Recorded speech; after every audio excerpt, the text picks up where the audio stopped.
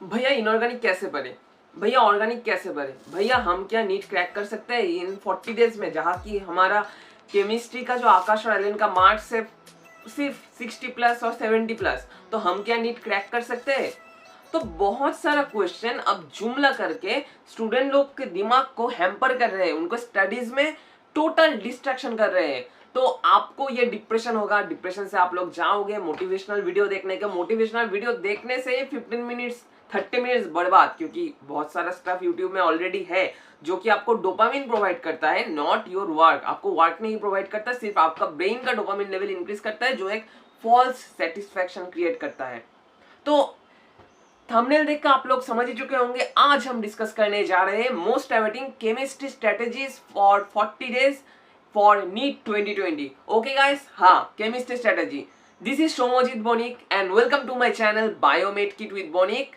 तो चलिए वीडियो को स्टार्ट करते हैं विद एनी फर्दर इंट्रोडक्शन। तो वीडियो में जाने से पहले एक चीज बता देना चाहता हूं, अगर आप मेरे चैनल पे नए हो तो don't forget to subscribe my channel and hit the bell icon to get latest notifications. और आई बटन पे जाओ, how to crack NEET in 8 weeks, how to revise biology in 8 weeks, ये वीडियो का link दिया हुआ है। Chemistry का और फिजिक्स का स्ट्रेटेजी का लिंक भी दिया हुआ है, ठीक है। और फिजिकल केमिस्ट्री का जो मेन टॉपिक्स होता है वो वाला पार्ट आई बटन पे जाकर देख लो। तो चलिए वीडियो को स्टार्ट करते हैं, लेट्स रोल द इंट्रो। तो पहले physical chemistry, inorganic chemistry, organic chemistry, तो 3 सेगमेंट में तो डिवाइडेड ही है। तो ये मैं और एक बार नहीं बता रहा आपको डायरेक्ट स्ट्रेटेजी बता रहा हूं। तो यहाँ पर स्ट्रेटेजी का हमारे वीडियो में 2 सेगमेंट होगा। पहला सेगमेंट में हम डिस्कस करेंगे प्रॉब्लम्स के बारे में, what problem students are facing for preparing the chemistry. Okay, तो यहाँ पर पहला वाला problem, main problem in maths, मतलब फिजिकल केमिस्ट्री में तो जो डिफरेंट टाइप का मैथमेटिक्स और कैलकुलेशन बेसिस मैथ्स होता है ना, मतलब जो प्रॉब्लम्स, उस वाले तो पार्ट में स्टूडेंट्स लोगों का मेन कंफ्यूजन होता है। तो वो क्या करते हैं, वो एग्जाम्पल्स मतलब एनसीईआरटी का एग्जाम्पल्स टोटल इग्नोर कर जाते हैं, ठीक है। आपको क्या करना पड़ेगा, एनसीईआरटी एग्जाम्पल्स, ठीक है, एनसीईआरटी एग्जाम्पल्स आपको पहले करना पड़ेगा। और एक्सरसाइज का जो मैथ्स है आपका फिजिकल केमिस्ट्री का एक्सरसाइज में जो मैथ्स है और जो न्यूमेरिकल्स है वो आपको सॉल्व करना पड़ेगा, ठीक है। इसके बाद एग्जाम्पल्स, स्टूडेंट लोग क्या करते हैं, एनसीईआरटी को इग्नोर करते हैं। क्या करते हैं, अदर्स बुक्स से, मतलब जो फिजिकल केमिस्ट्री का हो, ऑर्गेनिक इनऑर्गेनिक का एग्जाम्पल्स जो होते हैं ना, वो क्या करते हैं, अदर्स बुक से वो पढ़ते हैं। एनसीईआरटी में कुछ चीजें वो भूल ही जाते हैं, ये नहीं करना पड़ेगा।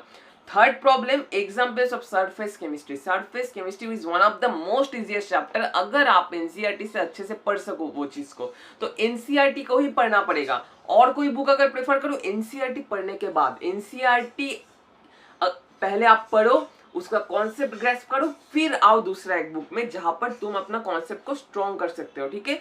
तो 3 नंबर पॉइंट हो गया। 4 नंबर पॉइंट, इलेक्ट्रोकेमिस्ट्री का कॉन्सेप्ट। अच्छा क्वेश्चन है ये, कि अच्छा पॉइंट है कि इलेक्ट्रोकेमिस्ट्री जो पार्ट है उसमें बहुत सारे बच्चों का क्या प्रॉब्लम होता है, न्यूमेरिकल्स में प्रॉब्लम होता है। लेकिन वहां पर न्यूमेरिकल्स बेस्ड क्वेश्चन ज्यादा नहीं आते। कि किससे क्वेश्चन ज्यादा आते हैं, ज्यादा क्वेश्चन आते हैं वो जो होता है ना, Gibbs free energy and the reaction is feasible और नॉट फिजिबल, ये वाला पोर्शन है। मतलब कॉन्सेप्ट आपको इलेक्ट्रोकेमिस्ट्री का अच्छे से करना पड़ेगा। और जो होता है ना रेजिस्टिविटी, रेजिस्टेंस, ये वाला पोर्शन, ठीक है।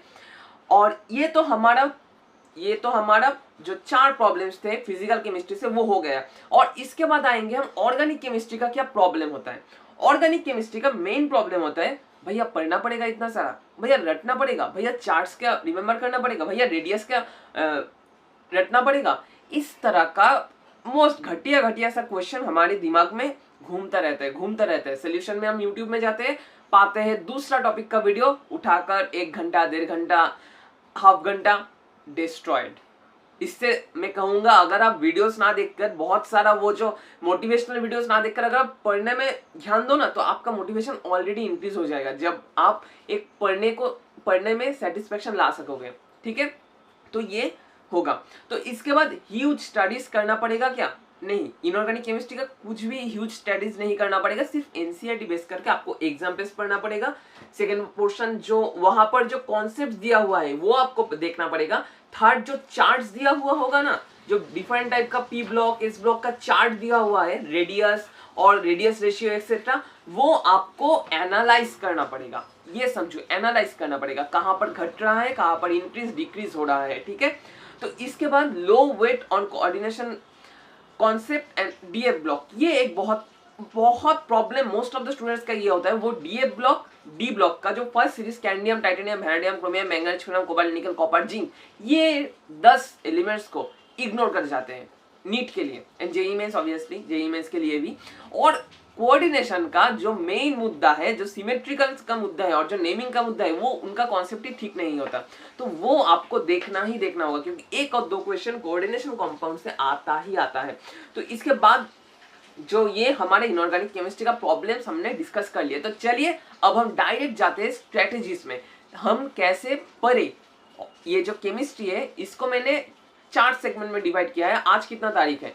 आज है 17, ठीक है। 17 मैं सोच रहा हूँ नीट पोस्टपोन नहीं होगा, 26 जुलाई को ही होगा। तो हमारे पास कितने दिन हुए, ये देखो 40 डेज, ठीक है, 40 डेज, ठीक है, 40 डेज हो गए हमारे पास। तो नोटबुक लेकर बैठो, नोट करते जाओ जो मैं बता रहा हूँ। तो इसको मैंने 4 सेगमेंट में डिवाइड किया है, 10 दिन 10 दिन 10 दिन 10 दिन।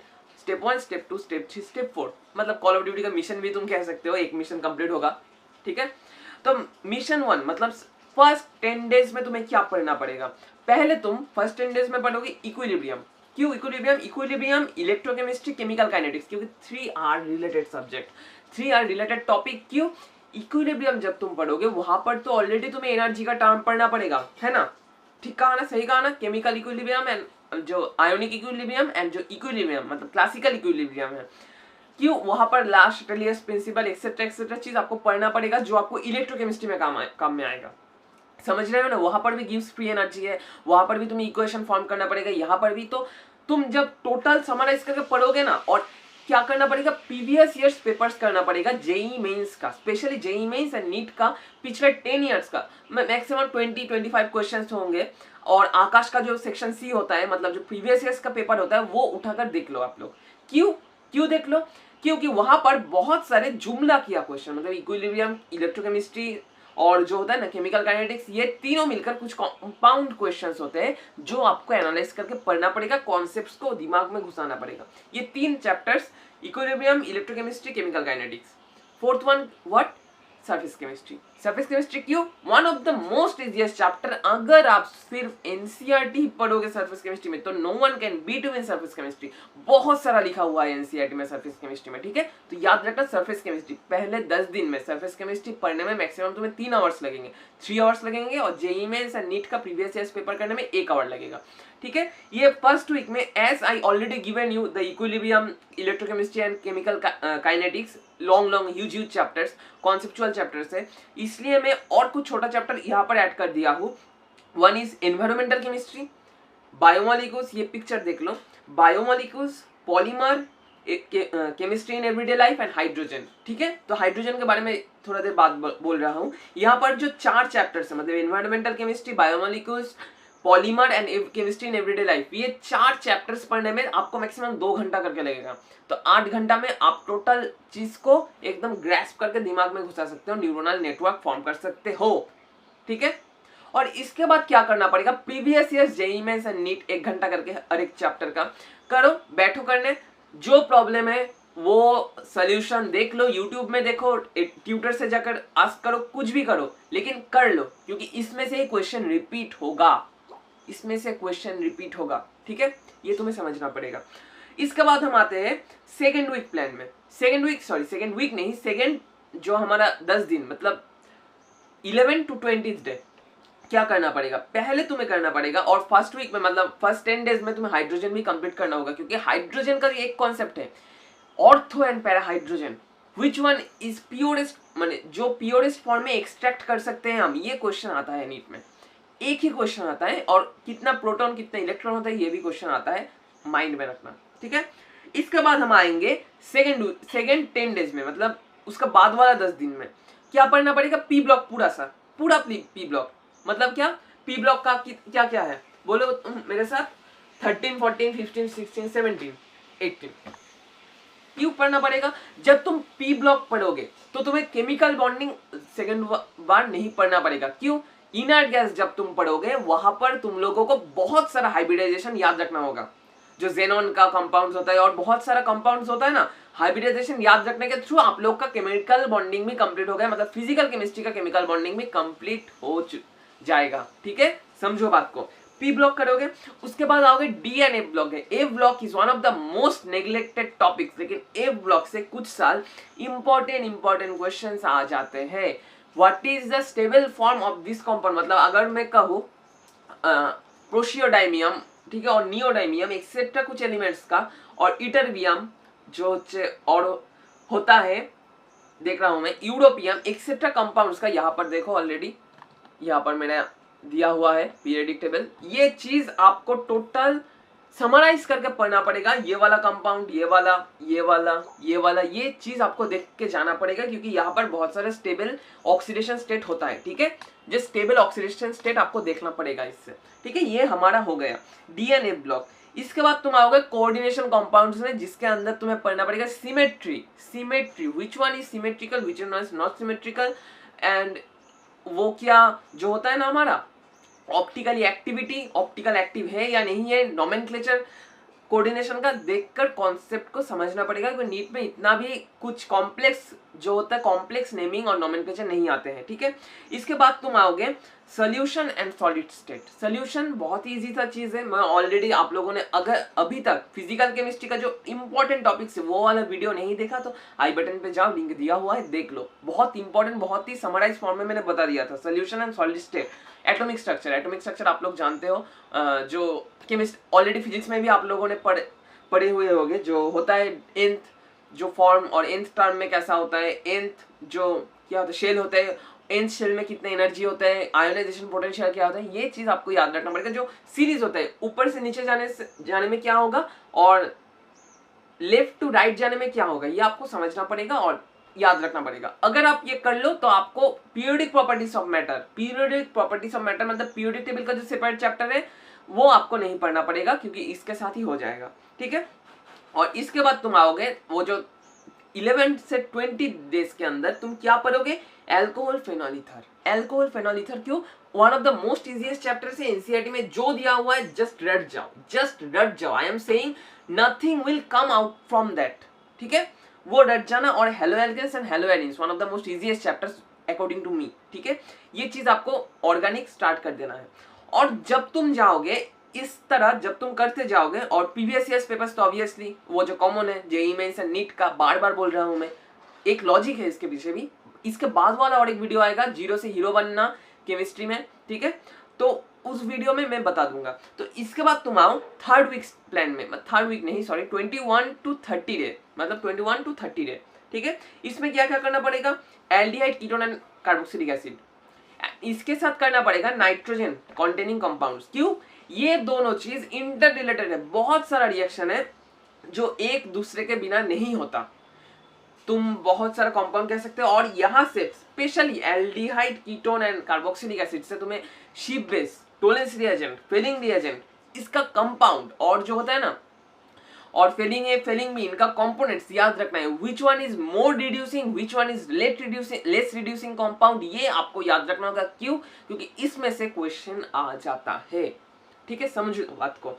नाइट्रोजन कॉन्टेनिंग में से जो डूमास मेथड जो नाइट्रोजन एस्टिमेशन जो होता है ना, हम कैसे नाइट्रोजन का एस्टिमेट करते हैं, मतलब एक कंपाउंड में, ऑर्गेनिक कंपाउंड में कितना नाइट्रोजन होता है, वो कैसे हम एस्टिमेट करते हैं। वो जो दो प्रोसेस है, one I think Dumas and second I think मुझे याद नहीं पड़ रहा, मैं यहाँ पर लिख दूंगा नाम। ठीक है, ये देख लो, ये दो प्रोसेस आपको पढ़ना है, क्योंकि जेईई में इसके पेपर में बहुत साल ये आ चुके हैं, नीट में प्रीवियस बहुत साल पहले ये आता था, एज एम्स एंड जिपमर में भी ये आ चुका है ऑलरेडी। ठीक है, ये आपको देखना पड़ेगा, और and it is totally in the NCERT but we neglect this chapter. ये चैप्टर है। ठीक है, सिर्फ नाइट्रोजन के एस्टिमेशन आपको देखना पड़ेगा। ये हो गया। एंड आइसोलेशन ऑफ एलिमेंट्स, मतलब जो डिफरेंट टाइप का खनिज, जो हमारे मिनरल्स होता है ना, कैसे हम सेपरेट करते हैं, मैंगनीज, जो हम अगर बहुत सारे मिनरल्स मिक्स्ड हो, मतलब मैं ये इस वाले चैप्टर को ये वाला चैप्टर देख के जाना, क्योंकि इसमें से आसान सा क्वेश्चन आएगा। और मिनरल्स मतलब ये कंपाउंड का और ये मेटल का मिनरल कौन सा मेटल है, ये मेटल का मिनरल क्या होता है, ये क्वेश्चन आता है बहुत बार, ठीक है। और इसके बाद तुम आओगे states of matter, as you already read in physics, so I think आपको सेकेंड बार ये चीज पढ़ने का कोई जरूरत नहीं है, ठीक है। एस ब्लॉक का भी सेम, जिस तरह से तुमने पी ब्लॉक करा हुआ होगा उस तरह से तुम एस ब्लॉक भी करोगे। क्यों? S block he one of the most easiest and important chapter, ठीक है, ये आपको समझना होगा। और इसके साथ thermodynamics, one of the most important chapter. क्यों? थर्मोडायनेमिक्स से कोई मैथमेटिक्स कुछ भी नहीं आता ज्यादा, सिर्फ क्या आता है, वर्क डन का जो वर्क डन जो होता है वो ही आता है, ठीक है, वो ही आता है, वर्क डन का जो प्रोसेस होता है वो, ठीक है, ये आपको समझना पड़ेगा। I think you guys understanding what I am trying to say. और ये जो कॉन्सेप्ट होता है ना, कॉन्सेप्ट ही आपको सिर्फ पढ़ना पड़ेगा इसका। कोई वो जो ग्राफ्स होते हैं, ग्राफ का एरिया क्या होता है, और किस वाले ग्राफ में और किस वाले जो मतलब आइसोबारिक, जो आइसोमेट्रिक और जो होता है ना एक्सेट्रा चीज, मतलब ये ग्राफ्स, ठीक है, ये तुमको देखना पड़ेगा, ठीक है, ये समझ लिया आप लोगों ने। और 4th वीक में मतलब जो 31 to 40 डेज मतलब नीट का पहले 25 तक, वो आपको क्या करना पड़ेगा, हर दिन टेस्ट देना पड़ेगा 3 आवर्स का, जिसमें से 1 आवर्स का केमिस्ट्री का जब आप करोगे केमिस्ट्री पेपर उस दिन एनालाइज करोगे। एनालाइज करने के बाद क्या करोगे, वो जो केमिस्ट्री पेपर होगा एनालाइज करने के बाद तुम्हें जो कॉन्सेप्ट तुम्हारा वीक है उसके ऊपर काम करना पड़ेगा। अगर तुम्हें ये टॉपिक वीक लगता है तो वो टॉपिक में काम करो, अगर ये लगता है सिली मिस्टेक हो रहा है तो सिली मिस्टेक कैसे हो रहा है, क्यों हो रहा है, इसके ऊपर काम करो। अगर तुम्हें कॉन्फ्यूजन लग रहा है तो कॉन्फ्यूजन जो लग रहा है वो डिटेल्स में पढ़ लो। इस तरह से तुम्हें पढ़ना पड़ेगा इस 40 डेज में। I think this strategy will help you a lot. And obviously अगर आपको ये स्ट्रेटेजी अच्छा लगा तो please don't forget to comment in the comment box, in the comment section. And अगर आप मेरे चैनल पे नए हो तो अगर आपको ये वीडियो अच्छा लगा then obviously don't forget to subscribe my channel and hit the bell icon to get latest notifications. तो आज सिर्फ इतना ही। इसका बाद वाला एक वीडियो आएगा जिसके अंदर मैं कहूंगा जो अभी तक स्टार्ट ही नहीं किए हो पढ़ाई, और अगर आपका इनऑर्गेनिक ऑर्गेनिक कुछ भी प्रॉब्लम हो, मतलब कुछ कोई एक टॉपिक पे अगर आप 0 लेवल पे लाई करते हो तो आपको कैसे हीरो बनाया जाए, किस वाले टॉपिक के ऊपर ज्यादा वेटेज दिया जाए, ठीक है। मैं कोई इस तरह से नहीं कह रहा कि मैं आपको 1 दिन में 2 दिन में नीट क्रैक करा दूंगा और कुछ भी, मैं सिर्फ कह रहा हूँ the practical scenario you are going to face in NEET examination और the practical questions are going to come in that exam. Okay guys, आपको ये वीडियो अच्छा लगा तो ऑब्वियसली जाइए लाइक बटन को हिट कर दीजिए। And all the best for your NEET and pray that the corona situation will go very soon. Thank you guys. Stay home, stay safe and stay tuned with Biomed Kit with Bonik.